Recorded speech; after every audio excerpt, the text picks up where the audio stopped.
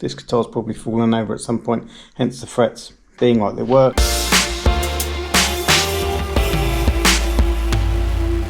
So hello, welcome to the vlog. You might want to skip on to next week's. It's one of those that's we're vlogging not the most exciting thing that's happened this week, but we didn't vlog what was the most exciting thing, which I think was Arto visiting, me and him sitting in the studio listening through to the 4 songs for his new EP, realising we're probably 80% of the way there. So that's super exciting, and we're looking forward to that all coming together. The background that almost all of you who are watching this will know is that Rowan and I and our colleague WeDo have been teaching music here to young people in Yaitsa for 15 years. And over that time we've had a range of people come to learn a range of instruments. One of the mainstays is people learning guitar. One of the things that I'm sure will come as no surprise to you is that in many families there is a guitar somewhere that's sitting in a cupboard or in a cellar or somewhere, and when someone goes, oh, I want to learn to play the guitar, someone goes, oh yeah, look, we've got this, why don't you play on that? And those instruments are sometimes not in the most perfect state of repair. So the other part of the story that's important for us to point out is Yaitsa is a small town that does not have a music store. Where is the music shop? Music shop, the nearest good one, is an hour and a half up the road in Banja Luka. So what that means is people's access to people who know what they're talking about in regard to music instruments is limited. So over the years I've done a whole bunch of setups and repairs for young people who are learning guitar with us. I just should say that the whirring that you can hear going on in the background, that's the stove that's doing the central heating in the house, and it's being noisy. Anyway, yeah, all this brings us to last month, just around Christmas time, when one of the young people who's learning with WeDo, his electroacoustic guitar, the electronics failed on it, and like WeDo was asking, could I have a look at it, see if we could sort it out. In the end, that was, well, I could say euphemistically beyond my pay grade, like beyond my level of expertise in the realm of the electronic side of instruments that I don't understand or don't want to tamper with. So we just said to him, look, you really do need to take that to a shop, but here's a guitar of ours to borrow to do the concerts you need to do. And that sort of was the sticking plaster solution to that situation. What I have right here is a guitar that came with another student WeDo was working with the other day. Is it working? That's the question. There were a few things that sort of cosmetically made it look like wobbly pots, that made it seem like maybe it wasn't in working condition. I've done a bunch of the cleaning up in the church, and then I was working on it there and realised there's stuff I need to do that I need more tools to do, and so that's why it's here. So for those of you who are interested, which I know is almost certainly none of you, this vlog's going to focus on how do you set up a guitar with a floating tremolo system or a double locking tremolo system. So a locking tremolo, this bit's the tremolo, the bit that, as you can see, bounces up and down. That is what makes the strings do that sound.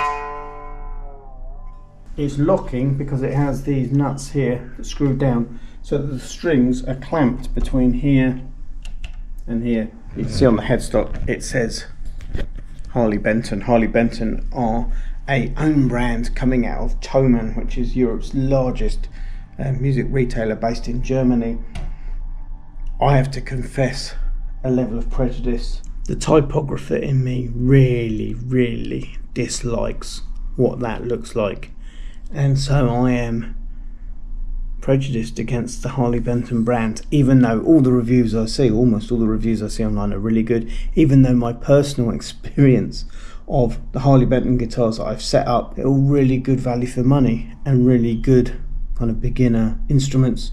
We are strange people who live in a strange world. What more can I say? I guess what I need to say is this is a very solid little guitar that just needs a little bit of work to get it back up and running as best it can, and it's going to do a really good job of helping someone getting into playing guitar, so thumbs up to that.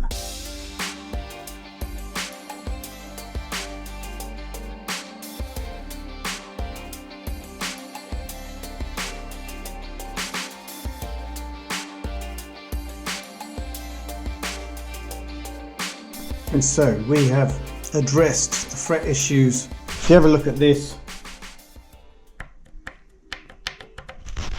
that shouldn't do that. That to me is evidence this guitar's probably fallen over at some point, hence the frets being like they were. And when you look at all of these, the little nuts around the tuning pegs, that one isn't, but all the other ones are loose. All supports my theory.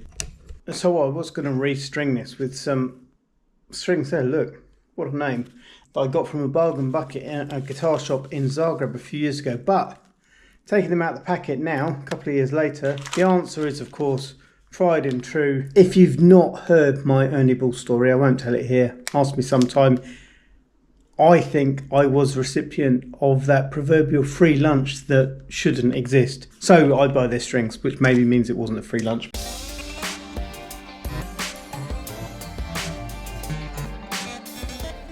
Everything's put back together. Time to see if it all works still.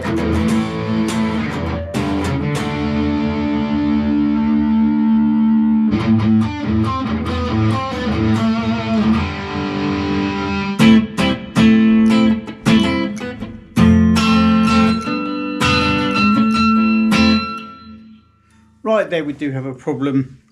Strings got stuck under the fret ends. I probably should just give these three a little more attention so that can't happen. So congratulations to the young person whose guitar this is. You now have a working guitar that sounds nice, plays nice, and once I fix that, doesn't have any really obvious problems. So yeah, that's my Saturday morning guitar teching. It's been a long one, but it's been successful, and that's what we like. Another guitar ready to help someone get started on their musical journey.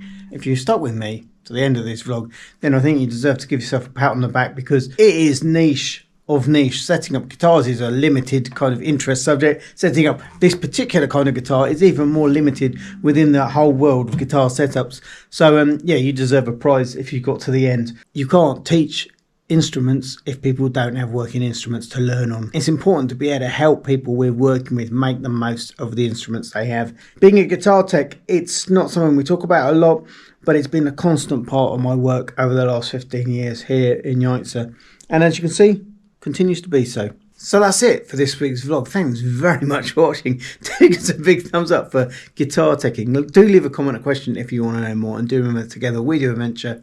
We'll see you next time.